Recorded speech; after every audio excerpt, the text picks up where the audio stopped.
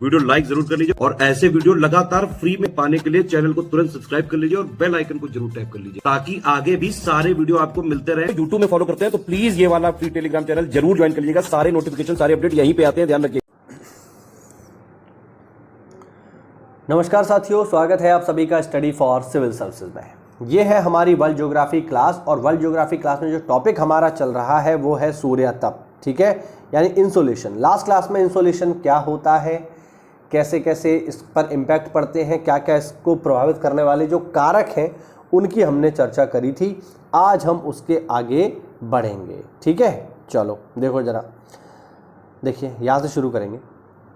किसी भी वस्तु की सतह पर पहुंचने वाले विकिरण के जितने भाग, मतलब विकिरण का जितना भाग परावर्तित हो जाता है उसे एल्बिडो कहते हैं। मुझे याद आ रहा है कि लास्ट क्लास में हमने एल्बिडो के बारे में हल्की सी चर्चा करी थी, मैंने इसका नाम आपको बताया था। एल्बिडो समझ लो, बहुत ही इंपॉर्टेंट है, पेपर में खूब सवाल आता है। एल्बिडो का मतलब क्या है? एल्बिडो का मतलब है कि जिस सतह पर आप ऊर्जा डाल रहे हो, प्रकाश डाल रहे हो, वो सतह उस प्रकाश का कितना हिस्सा वापस लौटा देगी, यानी कितना हिस्सा उस प्रकाश का परावर्तित हो जाएगा उस सतह से टकरा करके। इसी व्यवस्था को हम कहते हैं एल्बिडो। ध्यान रखना, इंपॉर्टेंट है ये, ठीक है। अब देखो यहाँ पर कुछ महत्वपूर्ण चीज़ों के एल्बिडो लिखे हुए हैं। पृथ्वी का औसत एल्बिडो कितना है? 30 से 35%। यानी इसका मतलब ये हुआ कि धरती पर जितना भी प्रकाश ऊर्जा के रूप में पहुंच रहा है, ठीक है, जितना भी सूर्य तप धरती पर आ रहा है उसका 30 से 35% हिस्सा धरती वापस कर देती है, उसको यूज नहीं करती, वो धरती अंतरिक्ष में वापस लौटा देती है, ठीक है। ध्यान रखिएगा, इसका मतलब ये है। जबकि पृथ्वी तल पर सर्वाधिक एल्बिडो किसका होगा? ये होगा नवपात हिम से, यानी जो नई बर्फबारी जब होती है तो बर्फ की परत जब चढ़ जाती है सर्दियों में, तो वहां पर जो आपका एल्बिडो होगा वो सबसे ज्यादा होगा। कितना होगा? 75 to 95। यही तो रीजन है कि जो ध्रुवीय प्रदेश हैं वो लंबे समय तक ठंडे बने रहते हैं। क्यों? क्योंकि पहली चीज तो ये है, जैसे आप कभी पहाड़ों पर जाओ, है ना, तो आप ये फील करोगे कि पहाड़ों पर अगर आप देखिए, हम तो पहाड़ों के पास ही रहते हैं, है ना, तो अगर आप पहाड़ों पर कभी जाओगे तो जैसे आप दिसंबर में कभी जाइए तो आप देखेंगे कि वहाँ धूप भी बहुत तेज निकल रही होगी, लेकिन इसके बावजूद भी आपको उस धूप की गर्मी इतनी महसूस नहीं होगी, ठीक है। और बर्फ भी वहाँ पे पड़ी होगी, ना ही वो बर्फ पिघल रही होगी। ये भी देखेंगे आप कि बर्फ भी नहीं पिघल रही होगी और धूप भी निकल रही होगी। इसका क्या रीज़न है? पहला रीज़न तो ये है कि पहाड़ी क्षेत्रों पर सूर्य की किरणें सीधी नहीं पड़ती। पहला तो सिंपल सा रीज़न वही है, ठीक है। दूसरा कि जो सूर्य की किरणें पहाड़ों पर पड़ भी रही हैं तो वो डायरेक्ट जो है वो बर्फ से टकरा रही है, क्योंकि वहां पे बर्फ जमी हुई है। और बर्फ से जो टकराने के बाद जो सूर्य का प्रकाश है उसका 95% हिस्सा तो वापस ही हो जाएगा। लिखा हुआ है कि नहीं, 75 to 95, यानी वह जितनी भी गर्मी अपने साथ लेकर के आ रहा है उसका 95% हिस्सा तो बर्फ वापस ही कर देगी। तो वो गर्मी जब प्राप्ति नहीं करेगा तो पिघलेगा क्यों? यही रीजन है कि पहाड़ों पर धूप भी निकलती रहती है और बर्फ पिघलती नहीं है। उसका रीजन क्या है कि वहां पर जो बर्फ है वो अपने ऊपर पड़ने वाले सूर्य के प्रकाश का ज्यादातर हिस्सा परावर्तित कर देती है। इसीलिए सबसे ज्यादा एल्बिडो किसका है? बर्फ का है धरती पर। ध्यान रखना, इंपॉर्टेंट बात है ये भाई।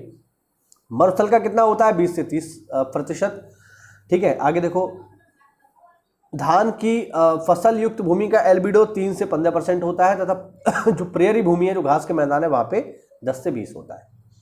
तो आपको समझ में आया होगा एल्बिडो क्या होता है, ठीक है। चलो आगे देखो, धूल कणों तथा जल कणों द्वारा वैद्युत चुंबकीय लघु तरंग सौरिक विकिरण के प्रकीर्णन को विसरित परावर्तन कहा जाता है। यानी धूल कण तथा जल कण, ठीक है, कब? जब इनके कणों का व्यास प्रवेशी सौरिक विकिरण की तरंगदैर्घ्य से लंबा होता है, तब क्या होता है? ये उसके कुछ हिस्से को परावर्तित कर देते हैं। इसे बोला जाता है विसरित परावर्तन, यानी डिफ्यूज रिफ्लेक्शन।